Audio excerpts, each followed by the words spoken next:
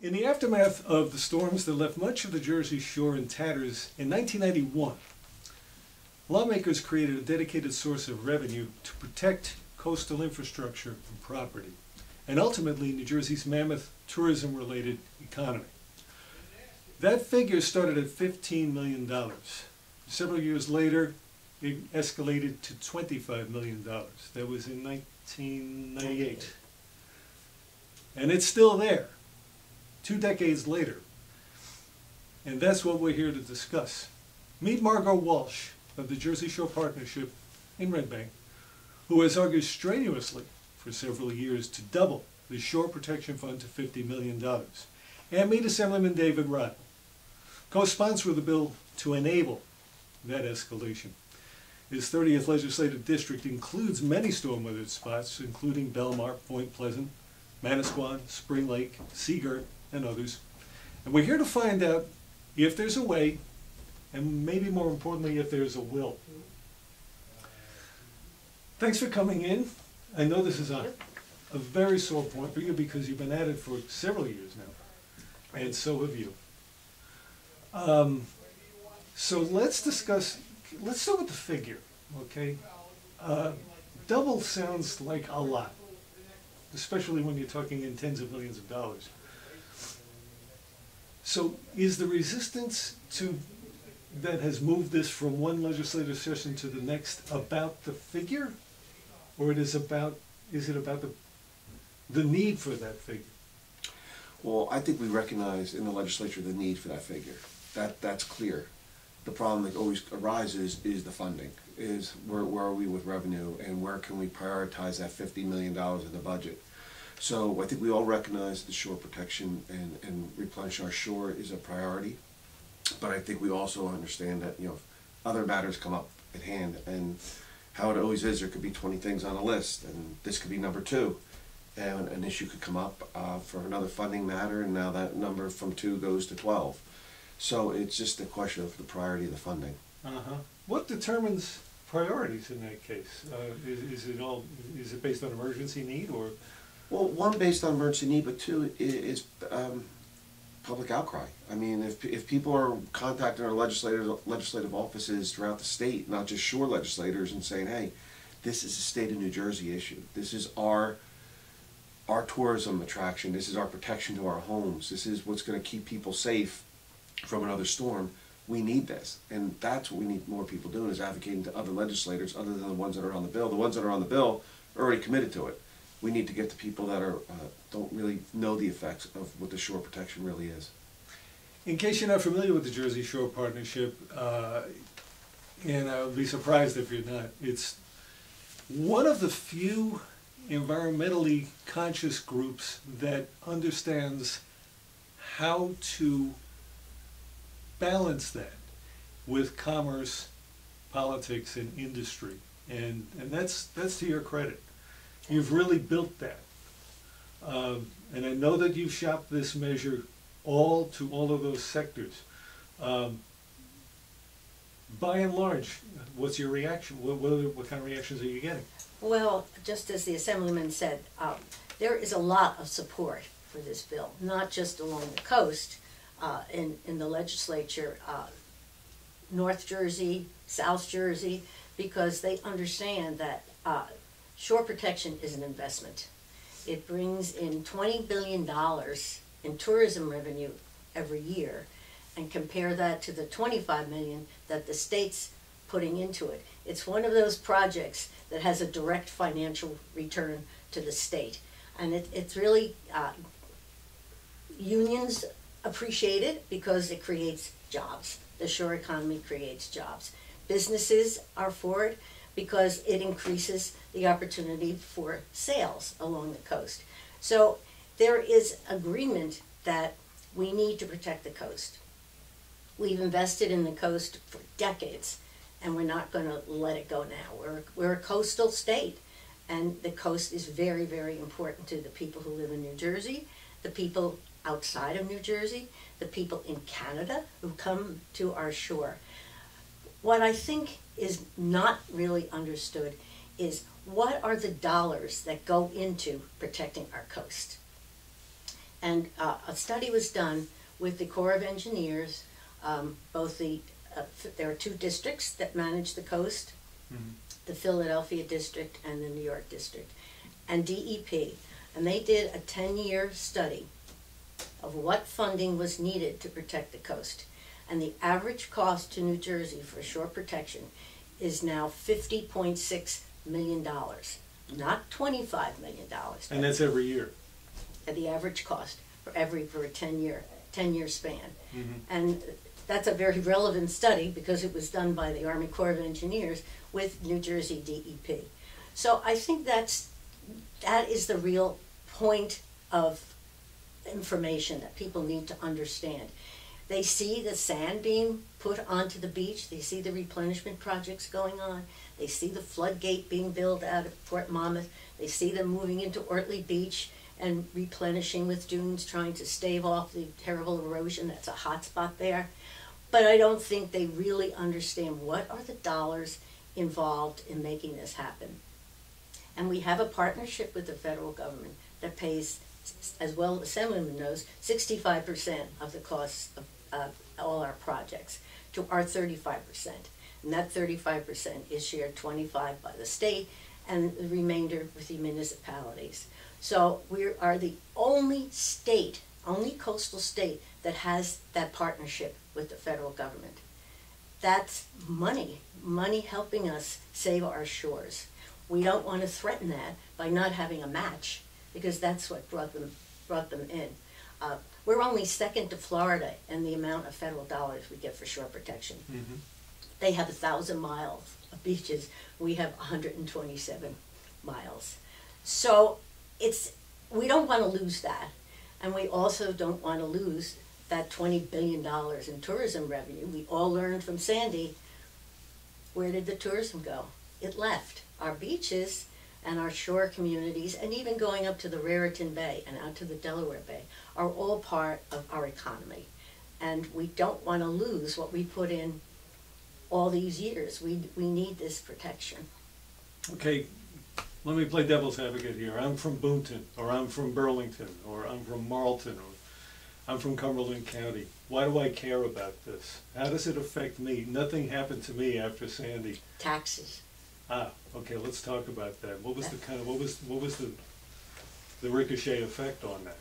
Because the $20 billion that we bring in tourism economy and the jobs that we create through our shore protection fund, it saves all New Jerseyans on their taxes. And it's been reported, and this came out of the legislature, that if we did not have the shore protection fund, we would have an additional $1,400 per household in taxes, because the $20 billion goes into the general fund, and it's used for whatever is needed.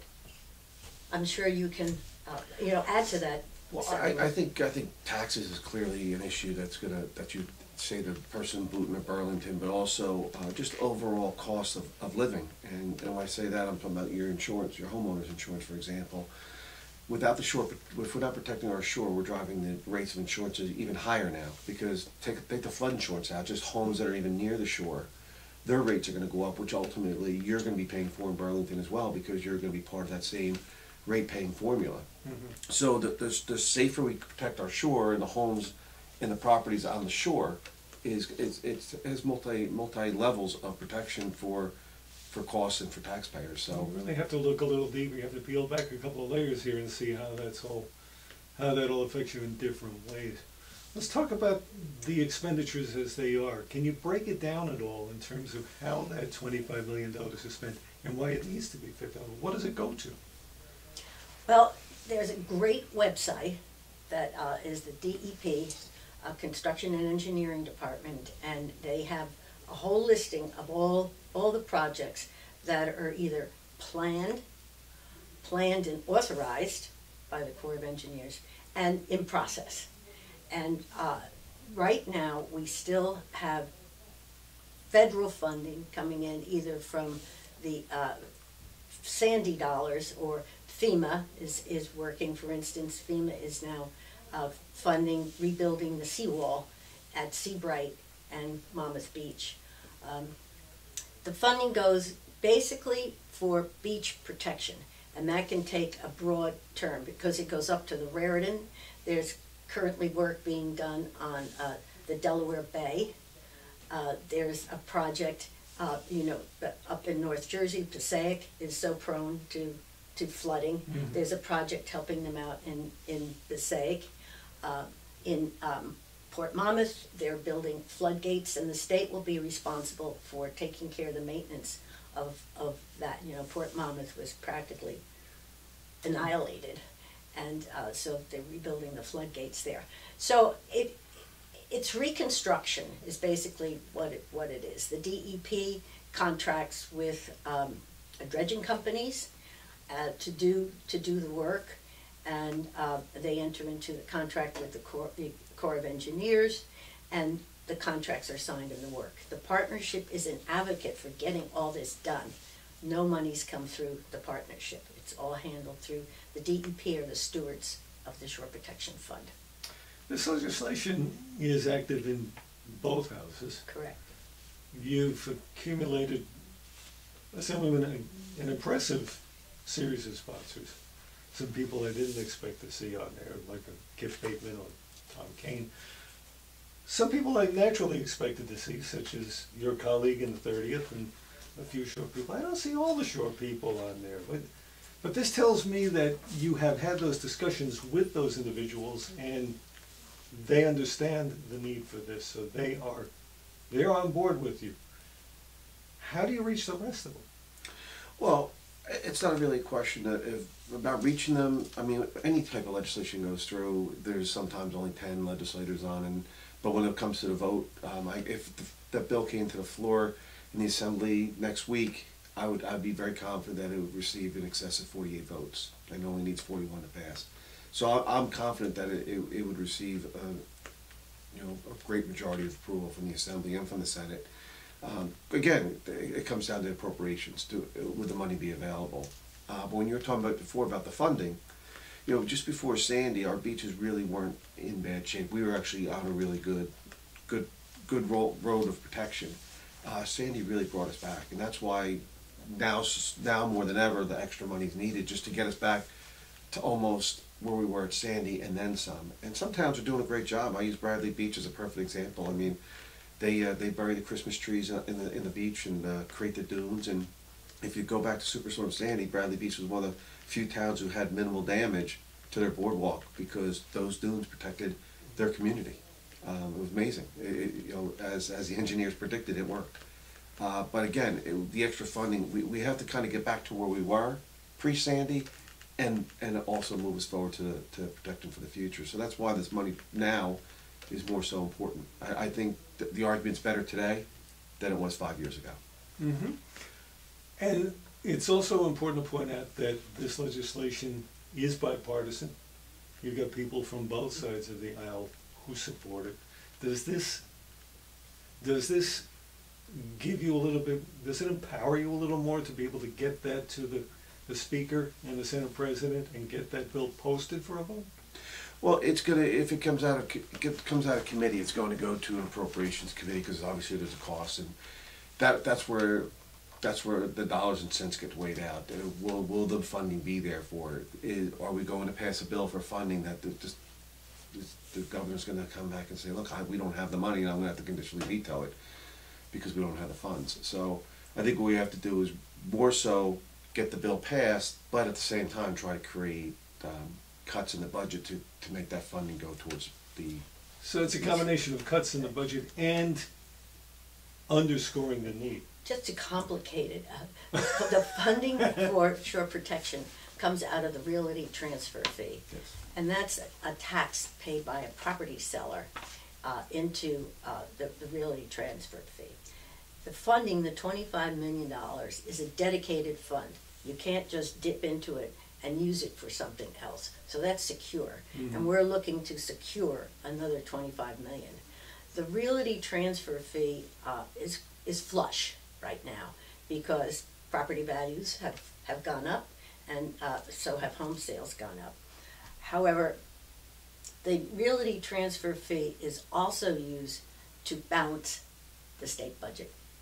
So at this point, we don't know, and correct me if I'm wrong here, but we don't know what monies would be taken out of that for the budget. That's legitimate. I mean, it is state money that goes into the realty transfer fee. We're fortunate to have a chunk of it, but in reality, compared to all the monies that flow into the realty transfer fee, an additional $25 million for shore protection is just a small piece of the pie.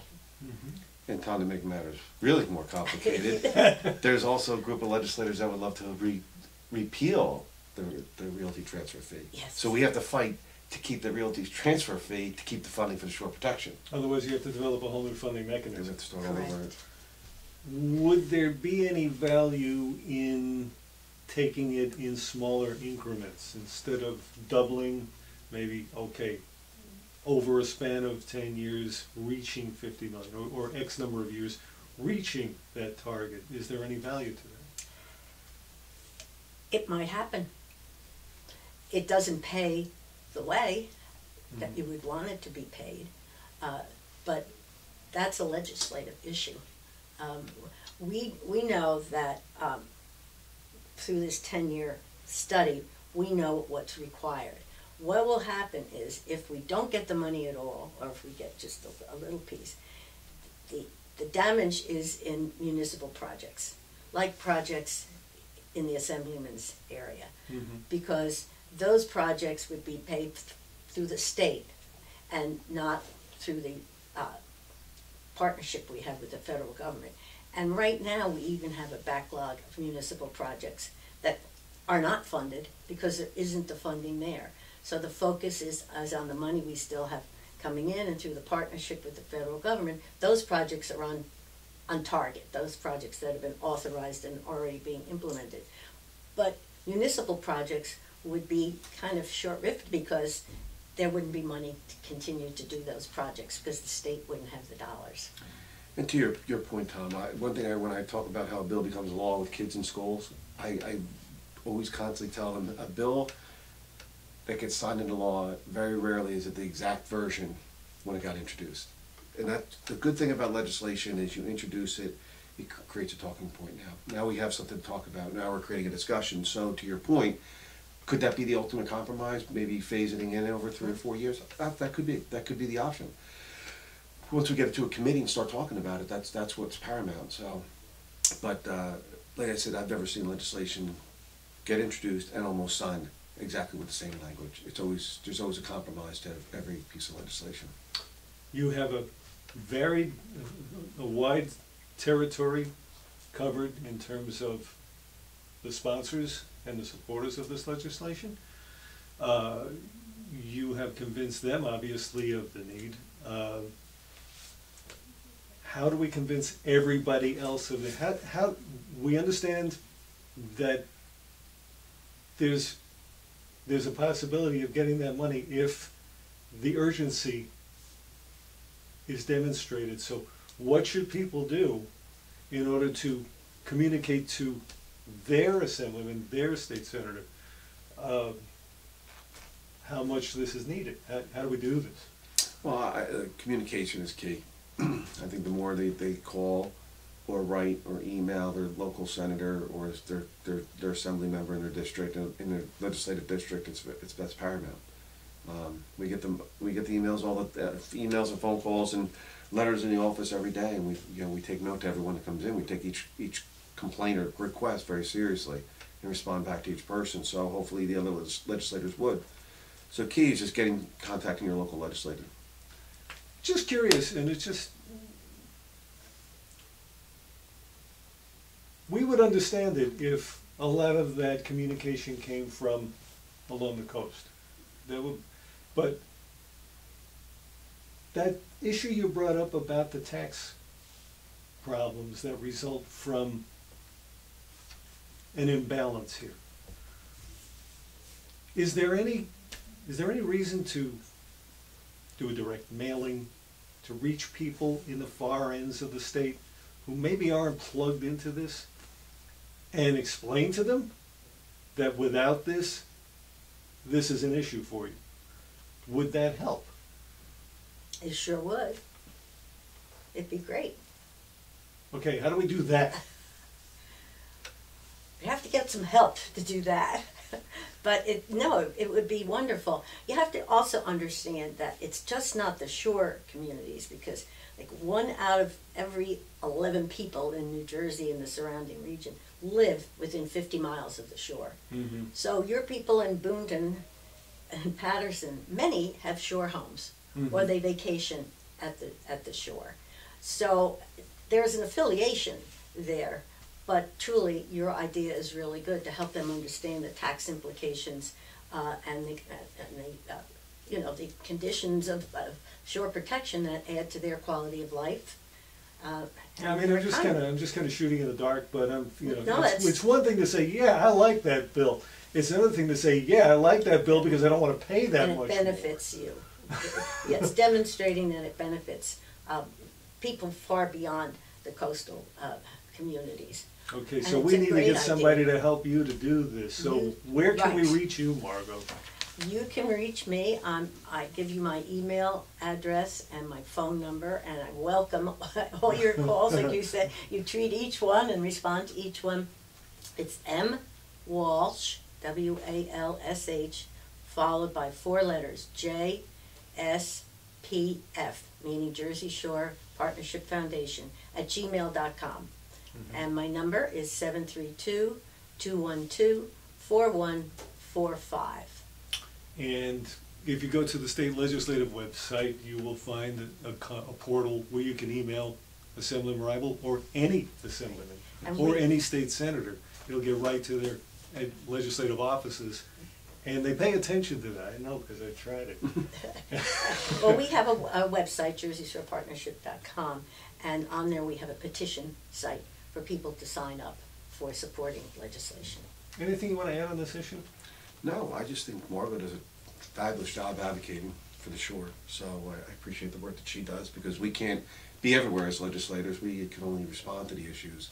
And she brings them to us, and she does a great job. So thank Margot you, Walsh Margot. is a good friend and one of the shore's staunchest defenders. Yes, she is. And has been for many years. You have an open house. Before we get done, tell us about the open house. It's the annual, and it's always spectacular. Yes, it's the annual summer celebration. This will be our 20th year doing it out at Fort Hancock, Sandy Hook. And we usually have 500 people attend under a huge open tent. And we honor people who have really contributed enormously to the community. And Senator Carrillis and his wife are the honorary chairs. And this year, the dinner chair is Vince Mayone from Atlantic City Electric, who's also a great supporter. And we always bring together people from the 4 shore counties and further north into Mercer County and Middlesex County. And we have a bus, a complimentary bus that brings people up from Cape May to the event, so that we're sure we incorporate all our friends from the 4 county area. And What date will this be? June 5th, and our rain date, it's from 5:30 to 9, and we have restaurants who donate their specialties, all surrounding the tent, and fisheries from down to the Delaware Bay up to North Jersey contribute seafood for the restaurants to cook. So it's a great event. It's proven itself over the years. We've never lost a crowd, and we invite everybody to come, and they can contact me using that phone number, and I'll be sure to get them information. And there's more information on the website? There's more information on the website, yes, and on Facebook. And we'll have to link it, so we'll make sure that we get that word out as Perfect. far as possible. Perfect. 2 of the store's best friends right here, Margot Walsh of the Jersey Shore Partnership and Assemblyman Dave Rible, who have been at it and continue to stay at it, and we appreciate your efforts on that. Thank you. Thank you very much for your time, and I hope that this will convince at least one person Yes. to pick up the phone, get to the email, start talking this up so that we can keep the shore so that it's beautiful, productive, and economical. Well, thank you for this opportunity, because for the two of us, this is one way of reaching that public that we haven't reached yet. Yes. Thank you very much.